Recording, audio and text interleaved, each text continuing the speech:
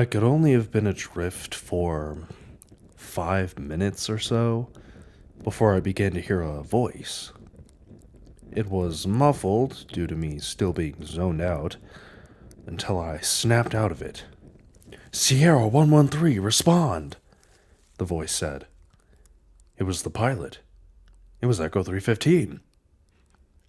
I activated my comms and told the pilot, "This is Sierra 113 responding." She let out a concerned laugh, since she thought I was dead there for a minute. I began to look around me for where the Pelican was, and saw it approaching from the planet. I look around, then up above, trying to find the other half of the Covenant ship, and turns out it had drifted far off in another direction.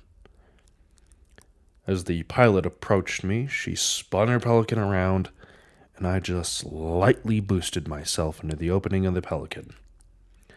When the Pelican door closed, I moved up to the cockpit, opening the door, and the pilot apologized for not responding to my original transmission. She was busy trying to hide from a Covenant patrol. She also mentioned that the Asunder was busy trying to stay out of range of the Covenant cruiser to avoid getting into a major fight. I told her that I understood, and that I was just ready to get back to the Asunder. Having gathered important intel and equipment that would become essential in not only my journey, but for humanity's survival, I was eager to begin studies and experiments. When we returned to the Asunder, I was greeted by Captain Dane Alona. He was 6'2", solid muscular build with that classic military buzz cut. Everyone on the ship, Oni or not, seemed to respect him. He seemed to be the type of guy everyone came to, even higher ups. Somehow always lighting up the room with just his presence. He congratulated me on surviving my mission and told me to get the armor off for repairs. I still didn't want to take my armor off, but knew the damages were worth the fix. I then gave an Oni personnel the sword and camouflage unit for study, grabbing their shoulder and making them promise I would be getting the sword back, fixed or not. I would get my armor taken off and make my way to the mess hall. Fighting aliens can make you extremely hungry after all. I sat next to a window by myself and began to reflect on the mission. Something kept bothering me. Why was that underground facility there? Why were there humans on that ship? What were in those yellow tanks? Something was missing, and I wanted to find out why. Worst part was, I wouldn't be able to investigate very far. Oni had, of course, buried and hid everything about what happened on that planet.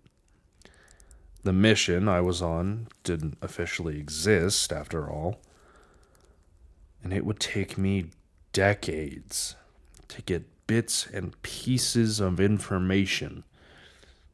And even then, I never got a clear-cut answer. From what I could tell, Oni discovered that planet, the ruins, and that underground area.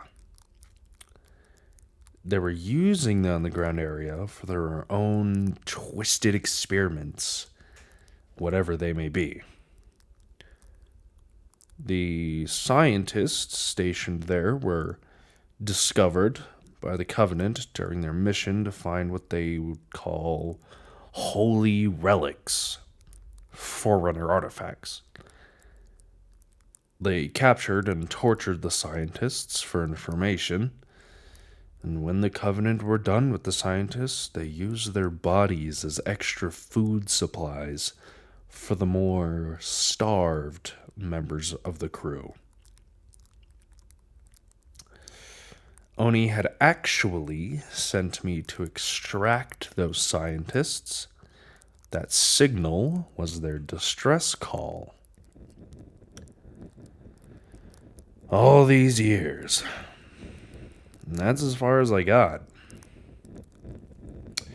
You know, we were trained to be cold, silent, perfect soldiers, following orders to the letter and never looking back. And I did, for the most part. Every single one of us Spartans were always seen as machines, with no emotions from the outside looking in. But with all we go through, all the pain and suffering we've seen, each of us cope in a different way with the things we've had to do and see under orders. Even John. Especially John. We're human, after all. It is in our nature to have emotions. I've never wanted to go AWOL or defy my superiors. I just hate being lied to and kept in the dark. That's what gets people killed. That's what got those scientists killed.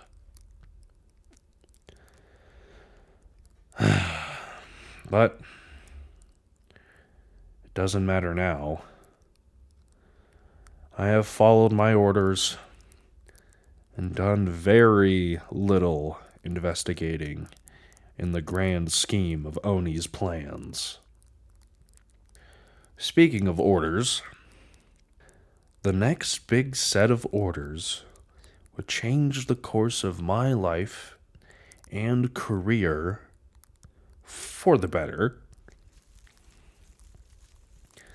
27 years of operations under Oni before my biggest individual mission and greatest loss in human history.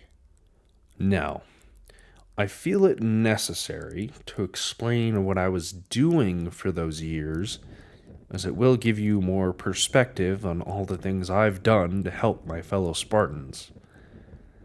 I would mostly be trying to quell insurrectionist operations in those 27 years, as that is what Spartans were originally created for,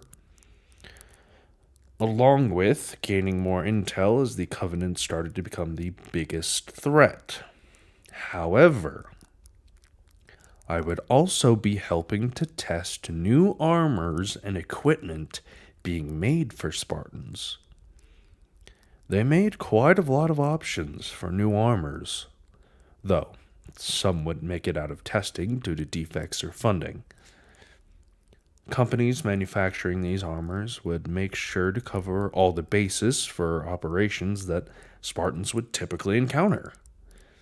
Close quarters, air assaults, personnel security, battle command, hazardous operations, explosive ordnance. The UNSC and ONI made sure that Spartans, few as they were at the time, were going to be fitted with the best armor for any situation. I tested out dozens upon dozens of different variations before I found what fit for me. And as for what I officially decided on, my helmet is Mark V with the CNM attachment to ensure I'm able to connect with the UNSC battle network at all times. My visor's pitch black. My left and right shoulders are both CQC variants, which should be self-explanatory. My chest is the collar type with the breacher attachment for extra front neck protection along with a clip-in front pouch for extra shotgun ammo. My wrist is the assault type with the breacher attachment, just to absolutely make sure I have enough shotgun ammo. My utility was a tactical type, the trauma kit, for when I get hit or severely injured. I would tend to use it on others more, though. My knee guards with the FJ type, the PAR variant. My colors were steel black, as usual, with that grass green secondary, and my shield lighting glowed red. I still wear this armor to this day, and it has served me more than well. Along with my armor, I have kept that Golden Elite sword, modified it, and made it far more energy efficient. After the Human Covenant War, I also engraved traditional Shangheili writing, translating to fight with honor into the sword. And also have a tally of how many one-on-one duels I've won over the years. I currently sit at 5. Along with that, I still use the camouflage module I found. Well, sort of. I use a camouflage module, not the exact one I took off the Elite. We were able to configure the original module to my armor after many tests and many more failures. We would create upgraded new modules periodically when the scientists would find more effective and efficient methods of implementation. My armor can give me almost perfect camouflage to this day because of that module.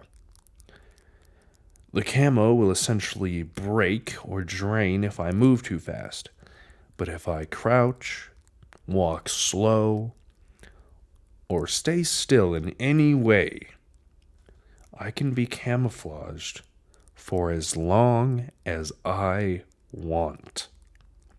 There is no time limit on how long the camo will last. It is completely dependent on my movement speed. Now, during that fateful mission, my armor was still relatively new, and we would put it to quite the test. August 2552. The fall of Reach, and the day I would meet the Spartan who would become my twin. William S113.